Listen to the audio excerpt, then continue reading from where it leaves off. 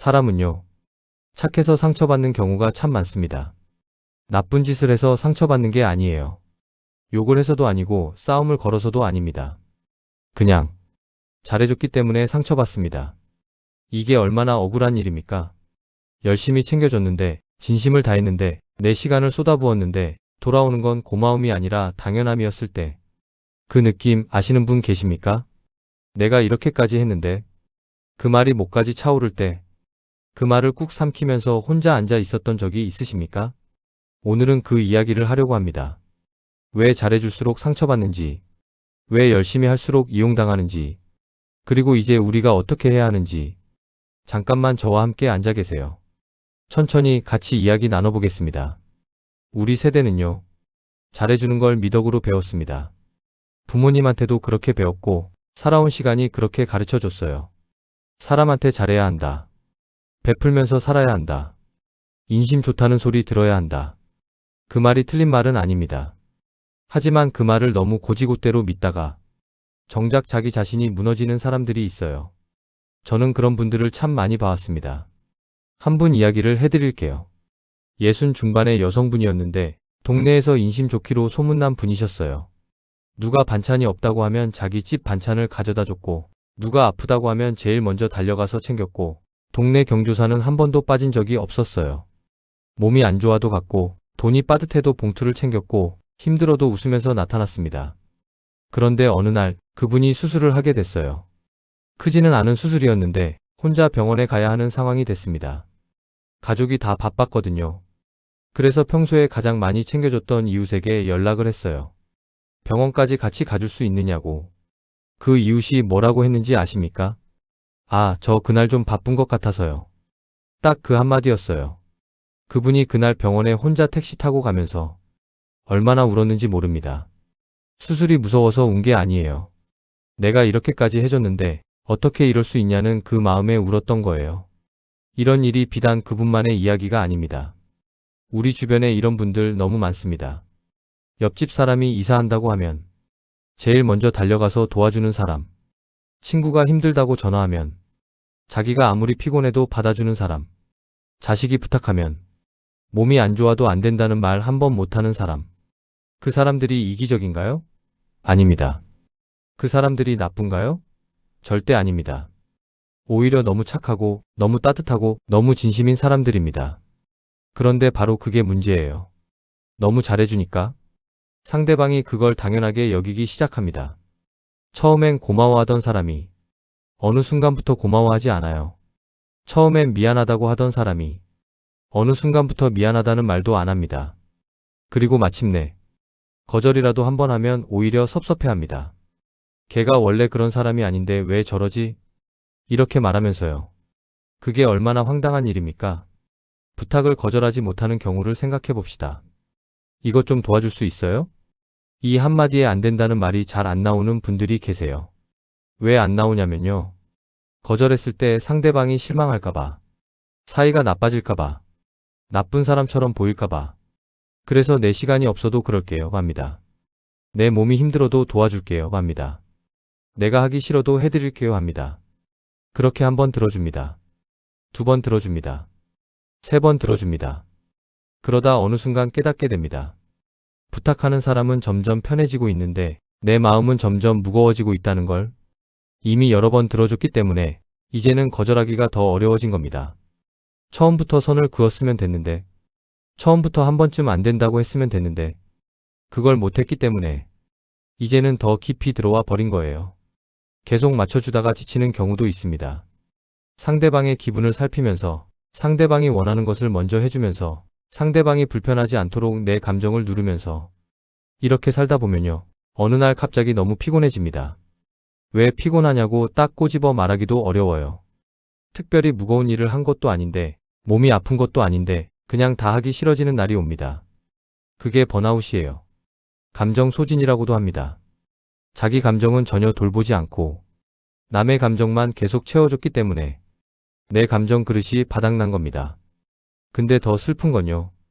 그렇게 지쳐가고 있는데도 상대방은 그걸 모른다는 겁니다. 알려고 하지 않아요. 왜냐면 나는 항상 괜찮아 보이니까. 나는 항상 잘해주고 있으니까. 그 사람 입장에서는 아무 문제가 없는 겁니다. 당연하게 여겨지는 상황 생각해 보시면 아실 겁니다.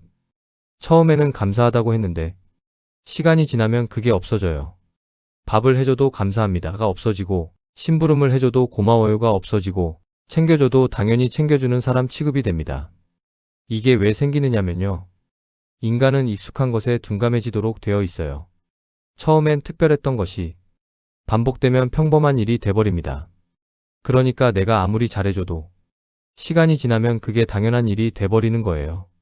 그리고 정작 한 번이라도 못해주게 되면 그때 서운해하고 섭섭해하고 때로는 화를 냅니다. 이게 너무 억울한 일이지만 이게 사람의 본성입니다. 그러면 이제 이런 생각이 드실 겁니다. 그럼 사람한테 잘해주지 말아야 하나요? 아닙니다. 그 말이 아니에요. 잘해주는 것 자체가 문제가 아닙니다. 잘해주는 방식과 정도가 문제인 겁니다. 우리가 착각하는 게 있어요. 잘해주면 잘해줄수록 관계가 좋아진다고 생각합니다. 더 많이 베풀면 더 많이 사랑받을 거라고 생각합니다. 희생하면 할수록 더 인정받을 거라고 생각합니다. 하지만 현실에서는 반대인 경우가 더 많아요. 너무 잘해주면 상대방이 편해집니다. 편해진다는 건 조심하지 않는다는 뜻이에요. 나를 함부로 대해도 괜찮다고 느끼기 시작하는 겁니다. 반면에요. 적절한 거리를 유지하는 사람은 달라요. 모든 부탁을 들어주지 않는 사람, 가끔은 안 된다고 말할 줄 아는 사람, 자기 시간과 자기 감정을 소중히 여기는 사람. 이런 사람한테는 함부로 하기가 어렵습니다. 왜냐면 이 사람이 항상 내 편을 들어주는 사람이 아니라는 걸 알기 때문에 이 사람과의 관계를 잃기 싫어서 조심하게 되는 거예요. 이게 역설입니다. 덜 해줄수록 더 소중히 여겨진다는 게 이게 억울하게 느껴질 수 있어요. 그것도 충분히 이해합니다. 하지만 관계라는 건 감정으로만 유지되지 않아요. 관계에도 균형이 필요하고 그 균형을 만들어주는 게 바로 적절한 거리입니다. 내가 나를 아끼는 모습을 보여줄 때 상대방도 나를 아끼게 됩니다. 내가 나를 함부로 대하면 상대방도 나를 함부로 대하게 됩니다.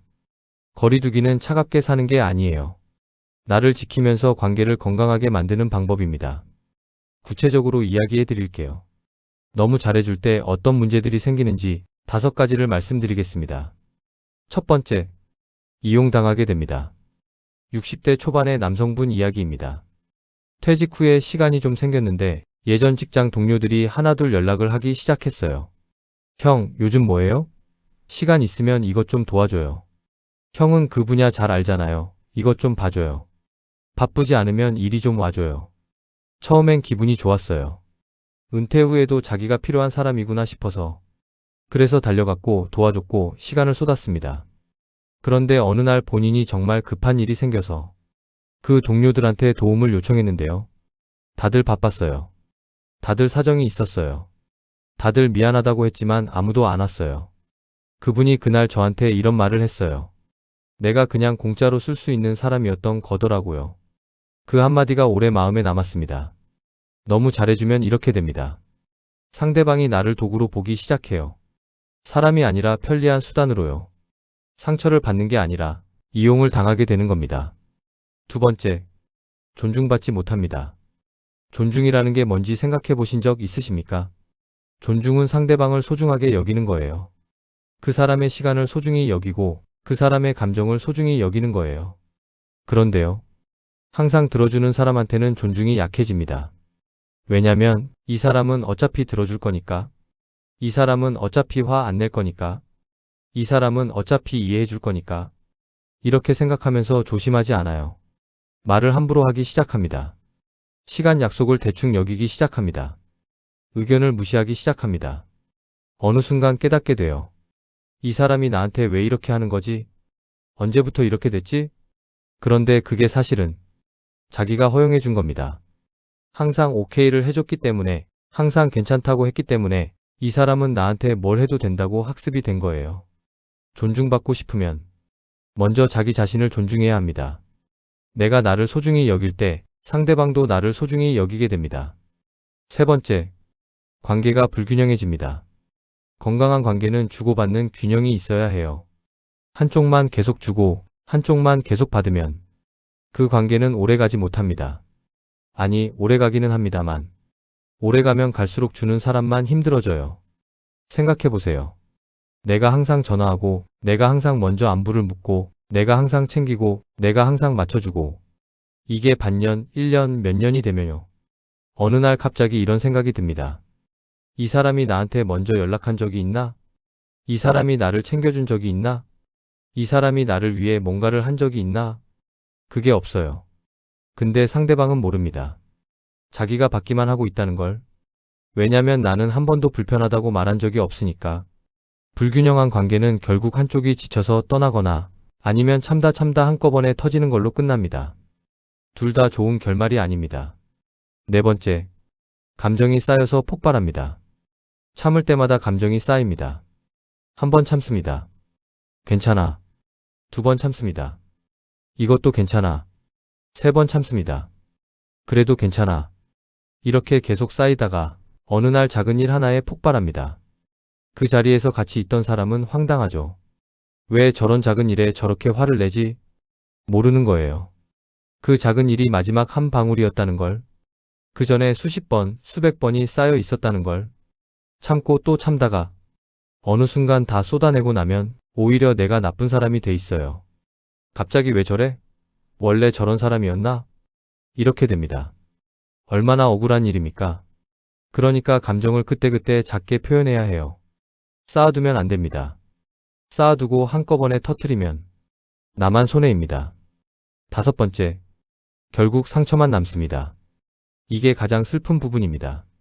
나는 진심으로 잘해줬어요. 계산한 게 아니에요. 대가를 바란 게 아니에요. 그냥 좋아서, 그냥 그 사람이 좋아서 진심으로 해준 겁니다. 그런데 그게 당연하게 여겨지고, 이용당하고, 존중받지 못하고, 불균형한 관계가 되고, 감정이 터지고 나면 남는 건 상처예요. 좋은 기억이 아니라 상처가 남습니다. 내가 왜 그랬을까? 내가 그때 왜 그렇게까지 했을까? 그게 다 무슨 의미였나? 이런 생각이 남아요. 그리고 그 상처는 오래갑니다. 몸의 상처는 시간이 지나면 아물지만 이렇게 관계에서 받은 상처는 나이 들어서도 기억이 납니다. 그러니까 지금 바꿔야 합니다. 이제 반대로 이야기해 드릴게요. 거리두기를 시작하면 어떤 변화가 생기는지. 이게 단순히 차갑게 사는 이야기가 아닙니다. 오히려 더 풍요로운 삶이 시작된다는 이야기예요. 첫 번째 변화. 스스로를 지킬 수 있게 됩니다. 안 된다고 말하는 순간 내 시간이 내 것이 됩니다. 이게 작은 것 같아도 엄청난 변화예요. 내 오후가 내 것이 되고, 내 주말이 내 것이 되고, 내 에너지가 내 것이 됩니다. 그동안 남을 위해 썼던 그 시간이 이제 나를 위한 시간이 됩니다. 하고 싶었던 일을 할 수 있어요.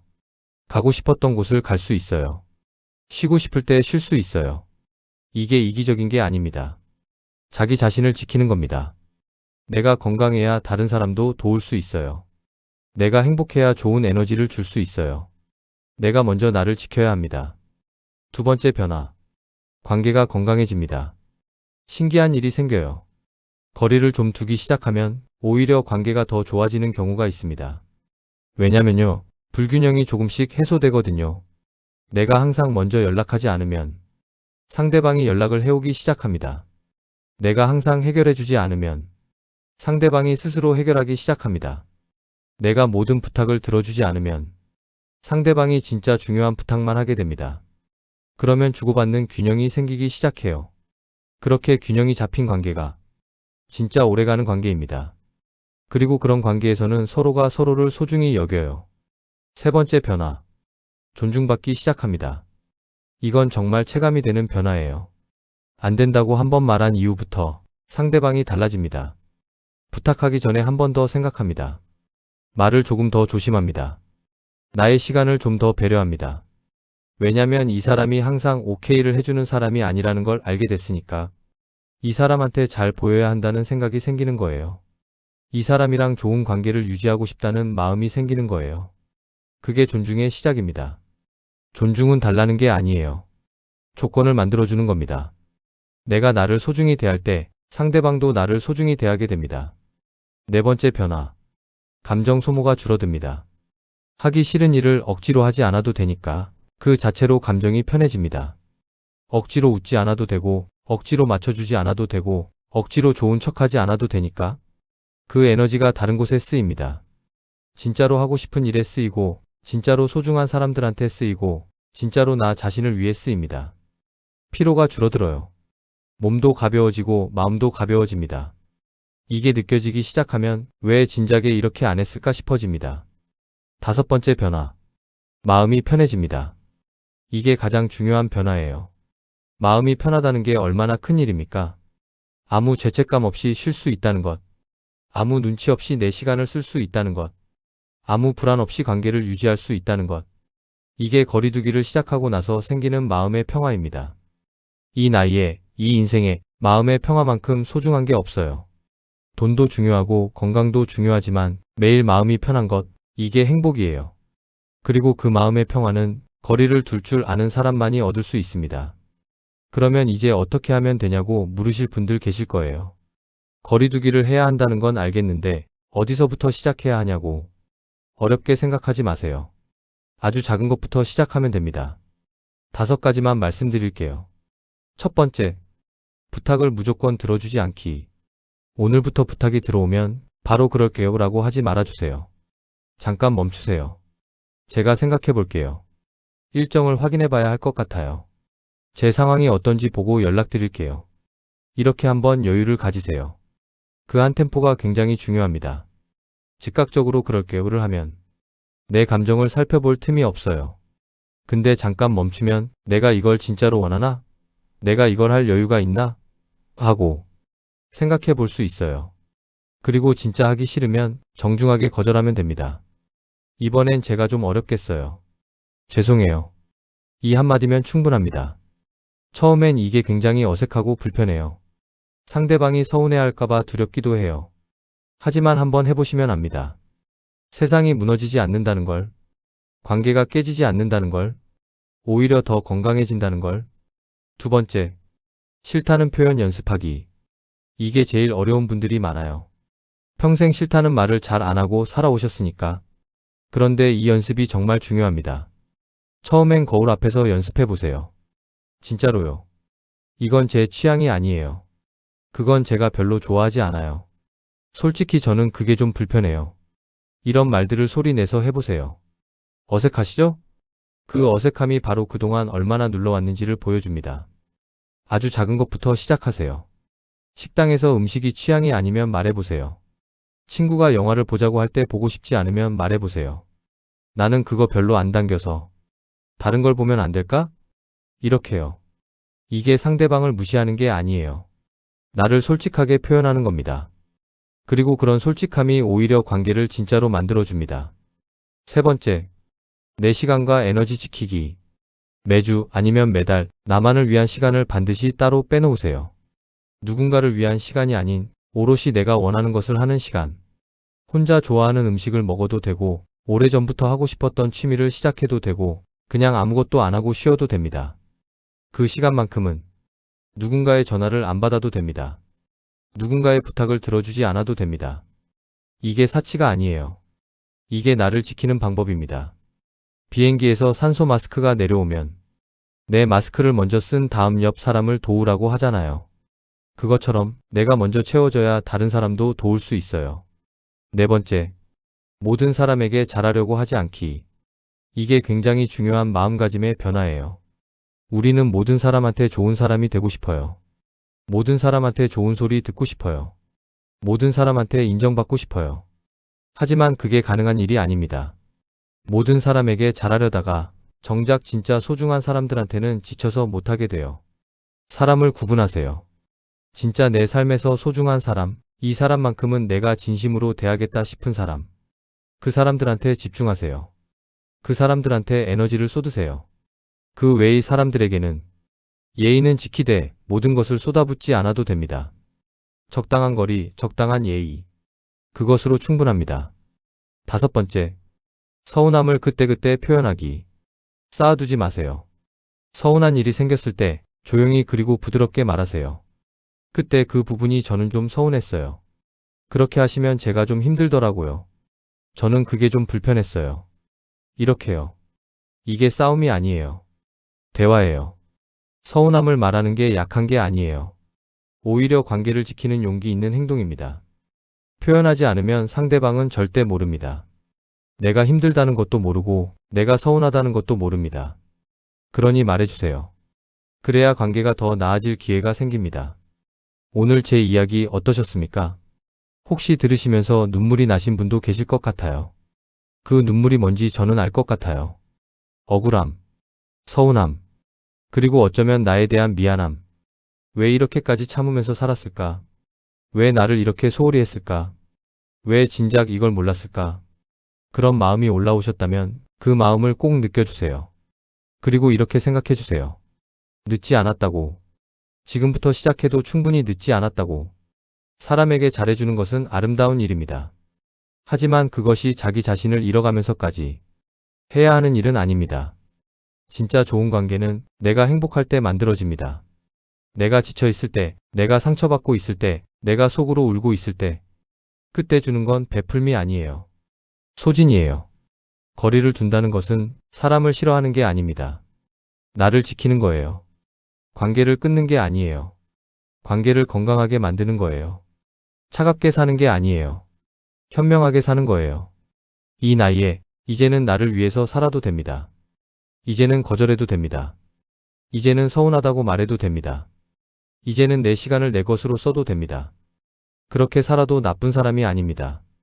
오히려 그렇게 살 때 진짜 좋은 관계가 남습니다.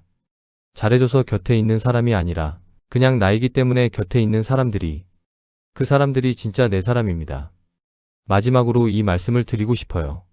잘해주는 것이 항상 좋은 것은 아닙니다.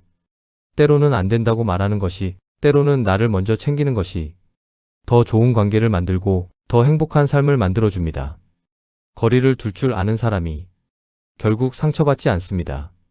나를 소중히 여기는 사람이 결국 오래 행복합니다.